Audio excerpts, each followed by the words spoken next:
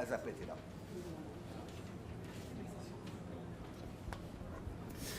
Bonjour à tous. Merci beaucoup, Monsieur Chalmin, pour cette introduction et à Frédéric Douel pour cette invitation. Donc, aujourd'hui, je vais vous présenter... donc, on va essayer de comprendre ensemble quel peut être l'impact de l'organisation de la grande distribution dans la formation des prix et notamment des marges. Et il y aura une emphase toute particulière sur la formation des centrales d'achat. Donc, pour commencer, comme vous le savez sûrement, la grande distribution représente environ 65% des ventes de produits alimentaires, ce qui fait un total de un peu plus de 126 milliards d'euros. Et il se trouve que sur ce marché de la grande distribution, 9 acteurs se partagent, disons, le gâteau ici. Et donc, en particulier, on peut voir que les 4 plus gros distributeurs représentent approximativement 70% du marché. Donc, autrement dit, la grande distribution est un marché relativement concentré. Voilà. Mais la France ne fait pas figure d'exception, puisque quand on regarde les voisins européens, on peut voir que la concentration est encore plus importante en Allemagne, au Royaume-Uni, aux Pays-Bas, avec un peu plus, par exemple, de presque 85% en Belgique de part de marché pour les 4 plus gros distributeurs. Et donc ici, avec ces évidences en tête, on peut se poser la question, donc, quel est l'impact de cette concentration dans la grande distribution sur les prix de gros négociés avec les fournisseurs et sur les prix de détail payés par les consommateurs. Et donc, pour avoir quelques éléments de réponse à cette question, on va ensemble analyser l'impact de la formation des centrales d'achat sur ces prix de gros et ces prix de détail. Et ici, pour cette présentation, je me focaliserai uniquement sur la formation de centrales d'achat entre distributeurs concurrents. Donc, autrement dit, je ne regarderai pas la formation de centrales d'achat au niveau international entre distributeurs opérant dans différents pays. Alors, pour commencer, par centrale d'achat, ici, je veux dire qu'il s'agit d'une entité commune à plusieurs distributeurs visant à négocier les conditions d'approvisionnement auprès des fournisseurs. Donc, autrement dit, les fournisseurs se retrouvent plus que face à un seul acteur, mais en revanche, au niveau aval, lors de la concurrence pour les consommateurs, les membres d'une centrale d'achat restent concurrents. Voilà. Donc, voici un petit historique des centrales d'achat en France. Donc, on peut voir que la formation de centrales d'achat, ça n'est pas un phénomène nouveau. Les premières centrales d'achat ont eu lieu dès les années 80. Mais il y a eu ces dernières années un regain sur la question des centrales d'achat auprès des pouvoirs publics, avec notamment 2 grosses vagues de centrales d'achat en 2014, que l'on va étudier un peu plus en détail dans les slides suivants, et en 2018 également. Donc ici, pour essayer d'aborder cette question de centrale d'achat, le premier concept qu'on peut avoir en tête, afin de comprendre l'effet de ces centrales sur les prix, c'est le concept ici du contre-pouvoir de marché de la puissance d'achat. Et ce concept-là a été pour la première fois formalisé par Galbraith dans les années 50. Et donc selon ce concept-là, les gros distributeurs, et notamment les centrales d'achat, seraient en mesure de contrecarrer le pouvoir de marché des fournisseurs et donc d'obtenir des rabais tarifaires à l'achat. Et ensuite, ce bénéfice serait ensuite transmis aux consommateurs via une baisse des prix de détail. Donc autrement dit, la présence de gros distributeurs, voire de centrales d'achat, devrait bénéficier directement aux consommateurs. Et donc cette hypothèse de contre-pouvoir a été et reste encore aujourd'hui très influente auprès des pouvoirs publics. On peut notamment voir la présence de cette hypothèse dans l'avis de l'autorité de la concurrence concernant les centrales d'achat de 2014. Cependant, il y a eu de nombreuses critiques qui ont été émises autour de ce concept dans la littérature économique, et ce, dès les années 50, et pour 2 raisons. La première raison, c'est un manque de fondement économique à ces mécanismes, et donc en particulier, par quel mécanisme les gros distributeurs ou les centrales d'achat parviennent-ils à contrecarrer le pouvoir de marché des fournisseurs? Et deuxièmement, pour quelles raisons ce potentiel gain obtenu par les gros distributeurs serait ensuite partagé avec les consommateurs? Et de plus, il y a tout simplement un manque total d'évidence empirique de ces mécanismes-là. Donc forcément, depuis les années 50, la littérature en économie, en particulier en économie industrielle, a évolué. Et ici, je vais vous présenter 5 grandes théories qu'on peut retrouver dans cette littérature.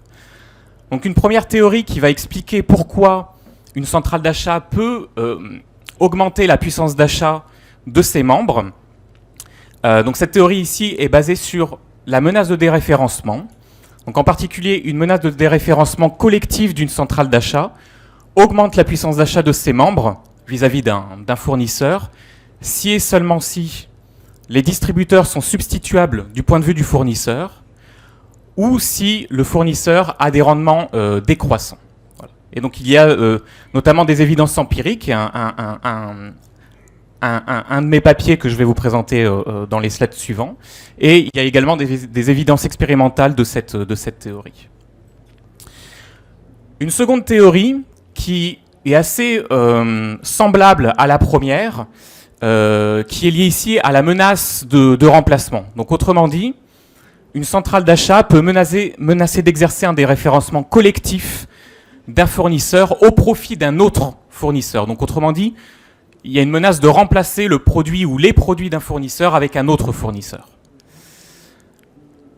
Troisième théorie, qui est ici plus basée sur l'exclusion, donc il ne s'agit plus de menace mais d'exclusion effective.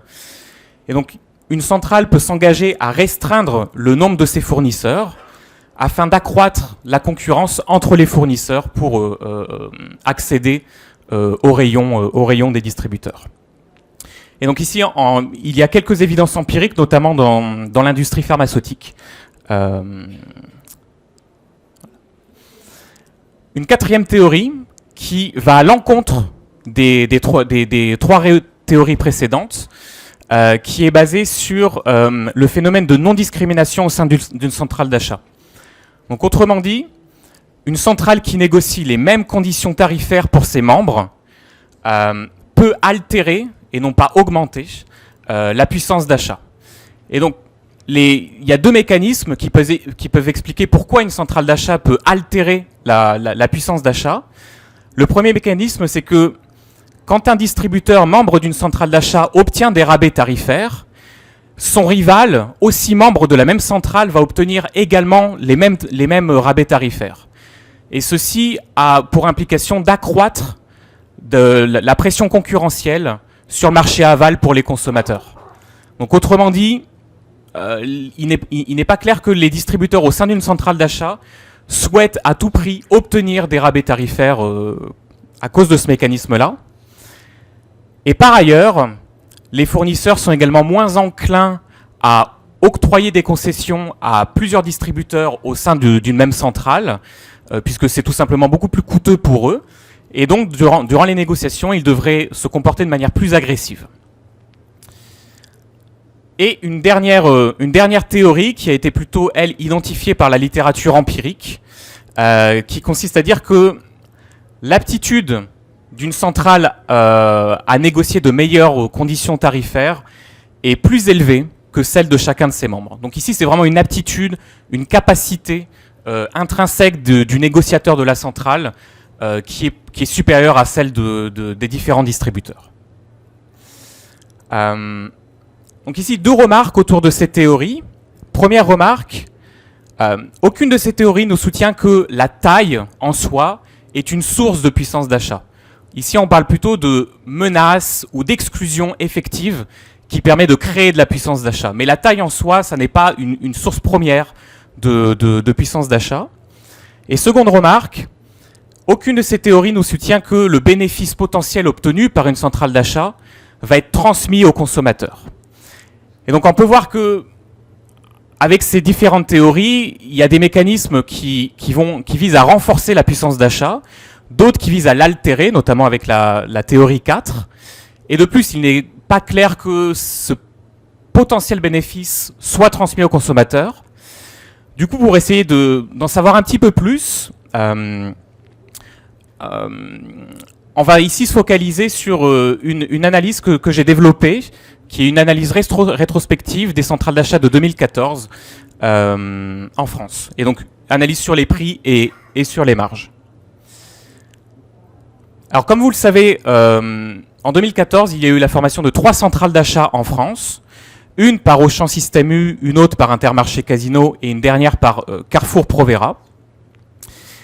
Et quelque chose d'assez important, c'est que le périmètre de ces centrales d'achat a été restreint uniquement aux produits de grande consommation à marque nationale. Autrement dit, les produits vendus par les PME, les produits frais et les marques de distributeurs ont été exclus du périmètre de ces centrales. Donc, dans cette analyse, ici, on va se concentrer uniquement sur le rayon des eaux embouteillées. Donc forcément, ça soulève de nombreuses limites, et je vais y revenir en conclusion. Mais au sein de ce rayon des embouteillés, on peut voir que au niveau amont, il y a 3 producteurs d'eau embouteillée, Nestlé, Danone et Groupe Alma. Donc autrement dit, le côté amont est encore plus concentré que le côté aval du marché. Et pour essayer un petit peu de motiver l'intérêt d'étudier ce secteur-là des eaux embouteillées, ici on peut voir que la grande distribution est le principal canal de vente pour les producteurs d'eau embouteillée, puisque un peu plus de 80% des ventes d'eau embouteillée sont faites en grande distribution. Donc ce canal-là, la grande distribution, est un canal extrêmement important pour les producteurs d'eau embouteillée. Et par ailleurs, c'est aussi un secteur très important pour la grande distribution, puisque parmi les 50 produits les plus vendus en grande distribution en 2022, 18 sont des eaux embouteillées. Et par ailleurs, comme vous le savez sûrement, Cristalline est le produit le plus vendu en grande distribution, produit alimentaire. Donc, au sein de cette analyse, ici, au même titre que les négociations avec les producteurs d'eau embouteillée, l'analyse va considérer une concurrence entre distributeurs uniquement au niveau national. Donc, autrement dit, on ne va pas regarder la concurrence au niveau local entre les différents distributeurs.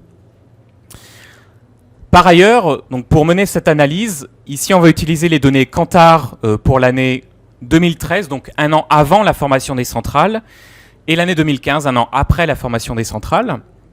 Et donc ce sont des données sur les achats d'eau embouteillée d'un panel de ménages représentatif de la population française. Et ici, au total, on a dans les données un peu plus de 550 000 achats d'eau embouteillée pour lesquels on observe les prix, la marque d'eau qui a été achetée, le distributeur qui a vendu le produit, etc. etc. Et l'analyse se focalise sur les 11 plus grosses marques d'eau embouteillée, donc Cristalline, Evian, Badois, Perrier, etc., vendues par les 8 plus grosses enseignes dans la grande distribution. Donc voici la structure du marché des eaux embouteillées avant la formation des centrales, où on peut voir les 3 distributeurs, les 3 producteurs qui négocient avec les 8 distributeurs. Ici, concernant la production des marques de distributeurs, elle est supposée être verticalement intégrée avec les distributeurs. Donc autrement dit, les distributeurs produisent eux-mêmes leur marque dans ce secteur-là. Et la structure de marché après la formation des centrales d'achat.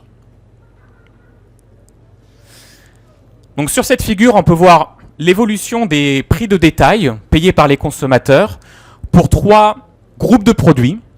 Alors ici, tout en haut en noir, ici, on peut voir l'évolution du prix de détail pour les produits de marque nationale vendus par les distributeurs qui ont formé des centrales. Donc autrement dit, c'est vraiment les produits concernés par les centrales d'achat. En gris, juste un petit peu plus bas, ici il s'agit de l'évolution de prix des produits vendus sous marque nationale par les distributeurs qui n'ont pas formé de centrale. Donc autrement dit, Leclerc et les hard discounters. Et on peut voir que les niveaux de prix avant la formation des centrales étaient nettement plus bas que pour les autres distributeurs. Et la dernière courbe, ici plus bas, correspond ici au niveau de prix des marques de distributeurs qui sont nettement plus bas que les produits vendus sous marque nationale. Et donc, juste avec une observation de avant-après, on peut voir que les produits concernés par la formation des centrales d'achat, donc ici, on peut voir une baisse assez importante des prix suite à la formation des centrales d'achat. Mais cependant, cette baisse peut être attribuée peut-être à la formation des centrales, mais aussi à des changements dans les conditions de la demande et également à des changements dans les conditions de coût. Donc, afin d'essayer d'identifier vraiment l'impact qu'ont eu les centrales dans cette baisse de prix, ici, on peut essayer de trouver un groupe de contrôle qui va, lui, capturer les changements dans la demande et dans les coûts, mais qui n'a pas été affecté par les centrales. Et donc, un groupe de contrôle qu'on peut utiliser dans cette analyse, c'est les marques de distributeurs qui ont été exclues du périmètre des centrales. Donc ici, on peut essayer de comparer la différence de prix entre les produits affectés par les centrales et les marques de distributeurs. Et donc, on va essayer de regarder l'évolution de cette différence de prix qui est donnée dans le graphe suivant. Donc, on peut voir qu'avant la formation des centrales d'achat, la différence de prix entre les marques nationales affectées par les centrales et les marques de distributeurs est relativement stable au cours du temps. Et puis, après la formation des centrales, on peut voir que cette différence a nettement diminué. Donc, c'est de l'ordre de 7,5% de diminution. Et ceci est dû à une diminution du prix de détail des marques nationales affectées par les centrales. Hop. Ah. D'accord. Donc ici, dans cette analyse descriptive, on a mis en évidence une très forte corrélation entre la formation des centrales et une baisse de prix de détail de l'ordre de plus de 7%, de l'ordre de 7,5% des produits concernés affectés directement par les centrales. Toutefois, il s'agit juste d'une analyse descriptive et en particulier, elle ne permet pas d'étudier l'effet des centrales d'achat sur les marges des distributeurs et les marges des producteurs, et également sur le partage des profits entre producteurs et distributeurs. Elle ne permet pas non plus de comprendre les mécanismes économiques qui ont expliqué cette baisse de prix. Donc, dans un second temps, ce qu'on va faire, c'est qu'on va développer une analyse structurelle qui vise ici à modéliser explicitement le comportement des consommateurs lors de leur achat sur le rayon des eaux embouteillées, le comportement des distributeurs et le comportement des producteurs. Donc je ne vais pas rentrer dans les détails ici, mais en gros, cette analyse comporte 3 éléments principaux. Un premier élément ici qui contient donc un modèle de négociation bilatérale entre les producteurs et les distributeurs. Un deuxième élément qui est un modèle de concurrence en prix entre les distributeurs. Et un troisième élément qui est un modèle de comportement des consommateurs permettant d'estimer les élasticités prix de la demande. Voilà. Et donc, après avoir estimé ce modèle, voici les résultats des estimations sur les marges, les coûts marginaux estimés et le partage des profits estimés.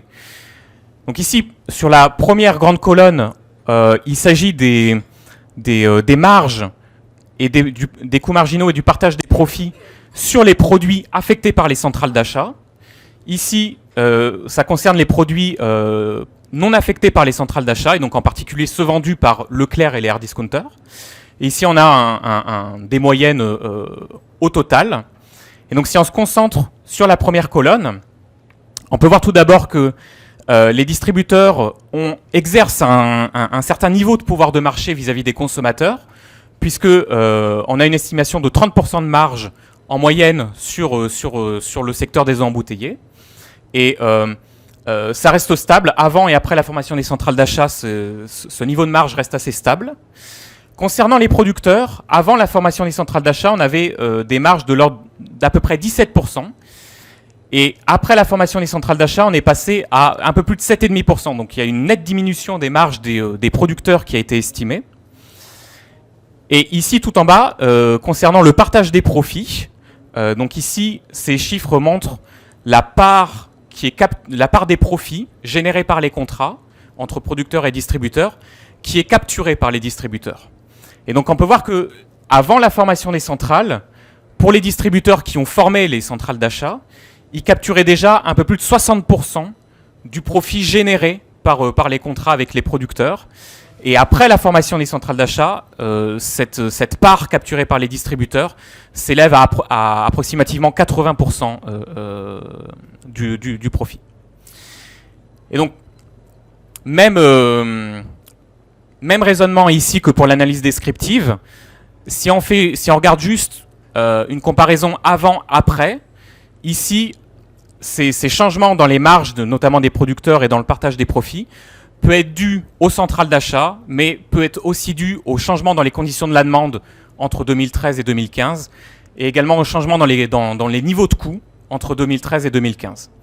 Donc afin d'essayer d'isoler l'impact causal des centrales d'achat dans le changement des marges des producteurs, le changement du partage des profits, ici, donc pour l'année 2015, donc après la formation des centrales d'achat, j'ai simulé à l'aide du modèle, j'ai simulé un monde, un marché dans lequel il n'y a pas de centrale d'achat.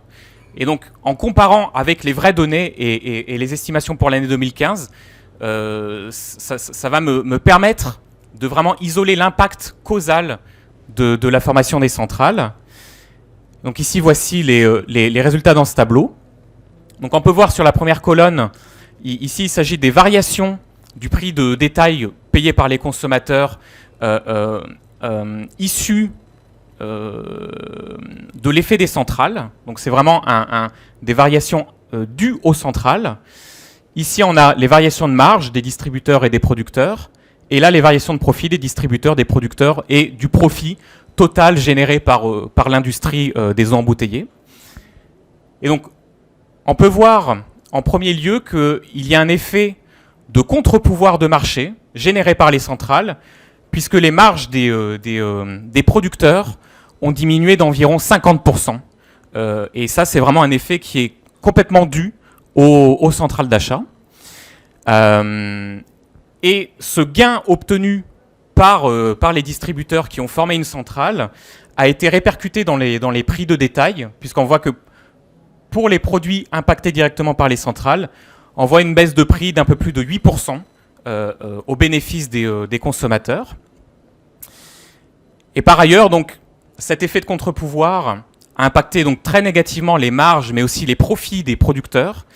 Et ça a également impacté assez négativement le profit généré par l'industrie des eaux embouteillées.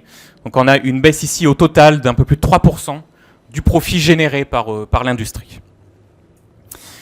Donc afin d'essayer d'avoir une petite validation de ces estimations, on peut comparer les résultats de l'analyse descriptive avec ceux de l'analyse structurelle. Et donc on avait obtenu dans l'analyse descriptive une baisse en utilisant les marques de distributeurs comme groupe de contrôle, une baisse des prix de détail d'environ 7,5%. Ici, le modèle structurel nous donne une baisse en moyenne simple. Donc ici, c'est des moyennes pondérées par les quantités. Et en moyenne non pondérée, on a une baisse d'un peu plus de 7%, ce qui est assez consistant donc avec les résultats de l'analyse descriptive. Et par ailleurs, le modèle structurel suggère que les marques de distributeurs ont été très peu impactées par la formation des centrales d'achat, puisque ici, il y a une augmentation de 0,14% à peine sur les prix des marques de distributeurs. Et donc ça valide plus ou moins le fait d'utiliser les marques de distributeurs comme groupe de contrôle, puisque ça n'a pas vraiment été impacté en tout cas.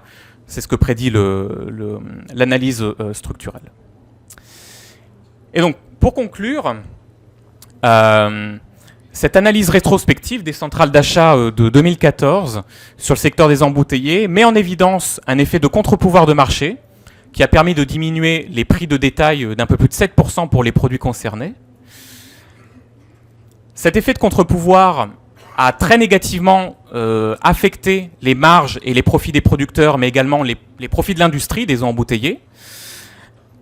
Et donc, bien entendu, il y a de nombreuses limites à cette analyse rétrospective, parmi lesquelles on peut noter que on se focalise uniquement forcément sur les eaux embouteillées, et donc quid de l'impact des centrales d'achat sur les autres catégories de produits. Donc il faudrait essayer de répliquer cette analyse pour avoir une meilleure vue d'ensemble de l'impact des centrales d'achat sur le secteur de la grande distribution. Par ailleurs, on peut voir donc que les centrales d'achat ont très négativement impacté les producteurs dans le secteur des eaux embouteillées. Et donc quel est l'impact des centrales d'achat sur le long terme, sur l'innovation, la qualité des produits, même la variété des produits? Donc c'est une question auquel cette analyse rétrospective ne répond pas. Et donc en fait, pour finir, ce qu'on peut en conclure de tout ça, c'est que de par son impact via un contre-pouvoir de marché vis-à-vis des fournisseurs et un pouvoir de marché exercé vis-à-vis des consommateurs, il est vraiment clé de tenir compte de l'organisation, de la manière dont la grande distribution est organisée dans les analyses des politiques publiques, taxation par exemple, ou bien l'analyse de la transmission des prix, la transmission de choc sur les prix, donc comme l'a suggéré Alexandre dans sa conclusion également. Je vous remercie pour votre attention et n'hésitez pas s'il y a des questions.